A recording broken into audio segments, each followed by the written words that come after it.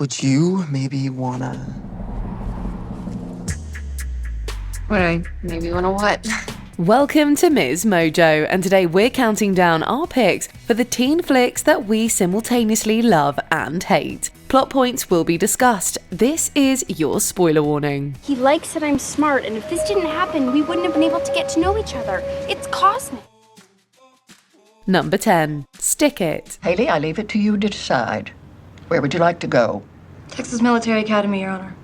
VGA it is. After breaking the law, hooligan Haley has to return to the world of competitive gymnastics. Sure, some of the behaviours we see portrayed athletics-wise are kind of questionable. Plus, the characters are like onions, except every layer is pretty much the same. Despite this, the heart of the story, as well as the team bonding, has us rooting for each of them to succeed. Poorly executed high school film trope, like Rebel with more to her than meets the eye, aside, Stick It has some genuinely touching moments. In them, sincerity manages to shine through. Even if only briefly, it's nowhere near a masterpiece of filmmaking, but it's ideal for whenever we need to feel inspired by an underdog tale. Wait a second. Next time you should stick out your tongue, too.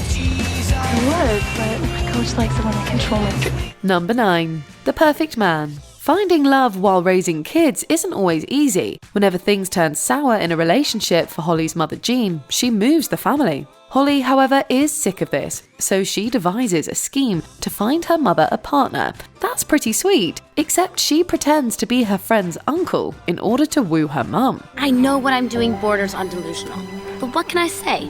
Desperate times call for desperate measures. Okay, yes, the plot is getting weird. Her intentions are good, but catfishing is, needless to say, not the best method. Does that even really matter? Yes, because you can't have a relationship with a man you've never laid eyes on. The cringe is real as we watch Holly try to keep up the ruse, but we can't lie, it's heartwarming when the actual romances blossom in the story. Plus, Hilary Duff and Heather Locklear make an adorable mother-daughter duo.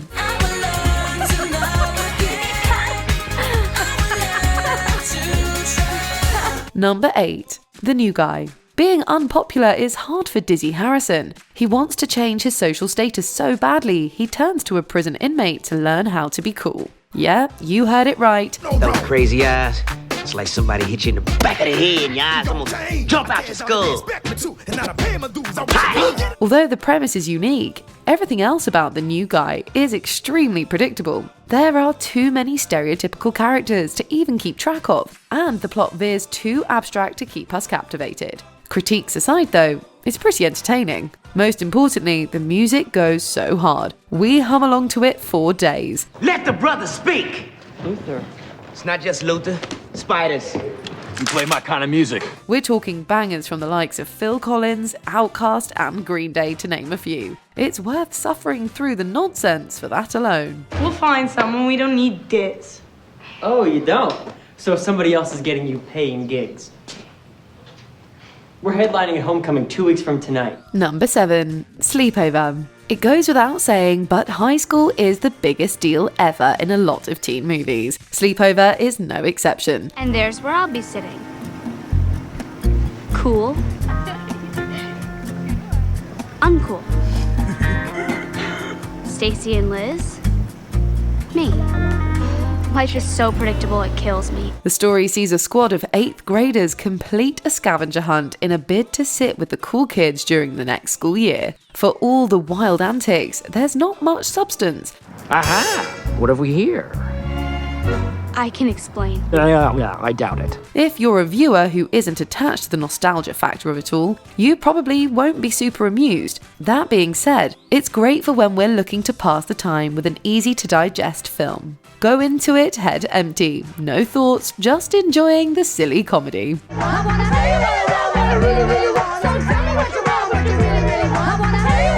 Number 6. F the Prom. Besties to strangers, to friends to strangers, to lovers to friends, within the span of one movie is too much. That's especially true in the case of F the Prom, since the main reason said friendship keeps suffering is because one of its members is selfish. You're right.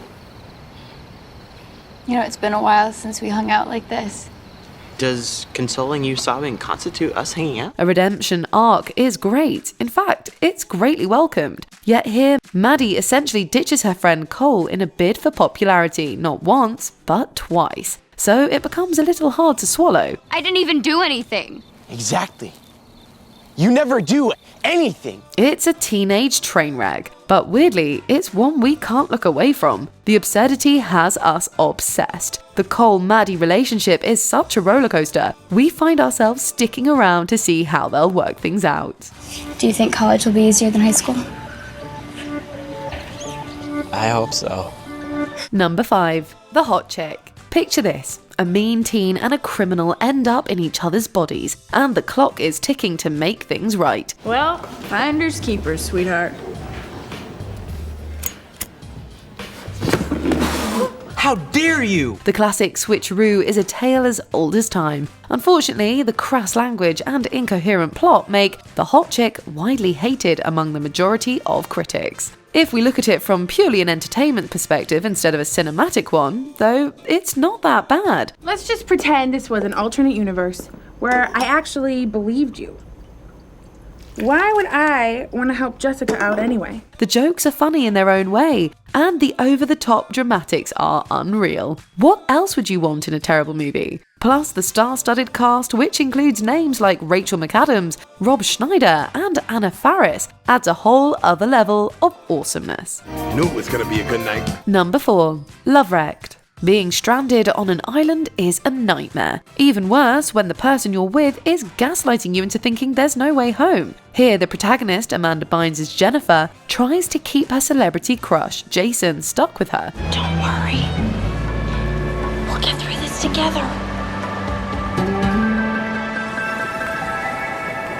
She's hoping for romance, of course. Her best friend Ryan, who loves her, even gives her a hand. Somehow, the real villain of the movie gets a fairy tale love story with her bestie. What are you doing tonight? Huh? What are you doing tonight? I was just thinking we could hang out. You don't have to if you don't want to. What the heck? The main characters should be facing major consequences, not getting a happy ending. Okay, despite that, we have to admit Jennifer and Ryan are super cute together. Plus, the lengths they're willing to go to are so unbelievable, we have to keep watching. We're great together. We've always been great together. I can't get you out of my mind. Number 3. Swiped. When will we learn that get-rich-quick schemes never work out well? In Swiped, polar opposites, James and Lance, create an app that's perfect for people wanting casual relationships. You have to agree to certain terms and conditions that will make sure that you, 1, do not ask for names, 2, you will not ask to see the person again, and 3, by no means, under any circumstance, will you date anybody on the app.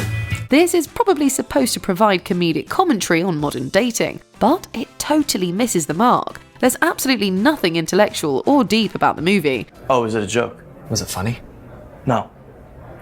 Don't try it again because funny stuff just doesn't work for you. It may star Noah Centineo, but there is none of that to All the Boys I've Loved Before magic. For what it's worth though, each moment is so atrocious, it's borderline amusing. We can't sit there without chuckling at how low quality the lines feel. Just when we think the film has peaked in terribleness, it finds a way to outdo itself. Of course, that's the fun of it. Okay, so we either sink together or we drown together. Isn't that the same thing? I think it's the same thing. It's not the same thing. Number 2. The kissing booth. Striking up a romance with the person you promised your best friend you'd never date is a bad idea, especially when it's their relative. Yet Elle finds herself in a pickle after participating in her high school's fundraiser's kissing booth. This isn't so bad. Not so bad at all. Wait! Unbeknownst to her, she smooches her BFF's brother, Noah, who's supposed to be off limits, and who she's had a crush on forever. You can imagine where things go from there. Lee, I can explain. Unbelievable. Wait, no, Lee, wait, no, stay here, please. Let me handle this. This film is so cheesy, you could make a million pizzas from it. But we can't get enough of how cringy it is. The teen angst, the fighting, the confession scenes, they all have us hooked. The fact that there are 2 sequels that are also so bad they're good is nothing short of perfect. Seriously? You want to go down that road?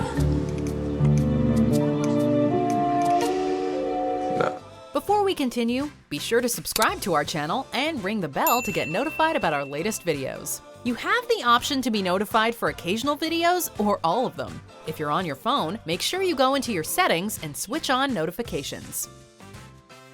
Number 1. Tall Girl. The entire concept of this flick is that the main character is tall and wears size 13 shoes. We wish we were kidding, but that's basically the plot. Just trying to start my next class off on a high note. Well, I start every class off on a high note. Wow, mocking yourself right out of the gate. Somehow, the Netflix original incorporates a handsome exchange student, a feisty lifelong friend, and you guessed it, romance. The final product is so dumb. We have no choice but to be strangely entranced by it. When you're a tall girl, it's the only thing that people see. It's not the only thing I see. Indeed, there are many ridiculous scenes that live in our brains rent-free. The outfit protagonist Jodie wears to the dance is something. The reason male lead Dunkelman carries around a milk crate is comedy gold. The awkward dialogue and weak premise have us gasping for air from laughing so hard. Oh, and there's a sequel. Need we say more? Which of these teen movies have you seen? Let us know in the comments. Mina, right? Yeah, Mina. Mina, put down the phone. Do you agree with our picks? Check out this other recent clip from MsMojo. And be sure to subscribe and ring the bell to be notified about our latest videos.